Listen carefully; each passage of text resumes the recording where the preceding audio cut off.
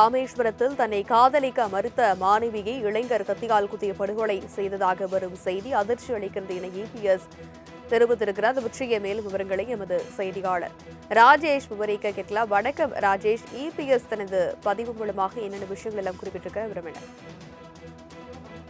ராமேஸ்வரத்தில் தன்னை காதலிக்க மறுத்த 12ஆம் வகுப்பு மாணவியை இளைஞர் ஒருவர் கத்தியால் குத்தி படுகொலை செய்ததாக வரும் செய்திகள் தனக்கு அதிர்ச்சி அளிக்கிறது என அதிமுகவின் பொதுச் செயலாளரும் தமிழக எதிர்க்கட்சித் தலைவருமான எடப்பாடி கே பழனிசாமி தனது எக்ஸ் தளத்தின் வாயிலாக தெரிவித்திருக்கிறார். மேலும் காலை நேரத்தில் பள்ளிக்கு செல்லும் மாணவிக்கு கூட பாதுகாப்பு இல்லாத ஒரு அவல நிலைக்கு யார் பொறுப்பு என்று அவர் கேள்வி எழுப்பியிருக்கிறார். பட்டப்பகலில் பள்ளி மாணவியை கொலை செய்யும் அளவிற்கு குற்றவாளிக்கு இவ்வளவு துணிச்சல் எங்கிருந்து வந்தது? ஸ்டாலின் மாடல் திமுக ஆட்சியில் சட்ட ஒழுங்கையும் பெண்கள் பாதுகாப்பையும் முழுமையாக குழி தோண்டி புதைத்து விட்டதே இத்தகைய கொடூர குற்ற செயல்களுக்கு முழு முதற் காரணம் என்று அவர் குற்றம் சாட்டியிருக்கிறார். மேலும்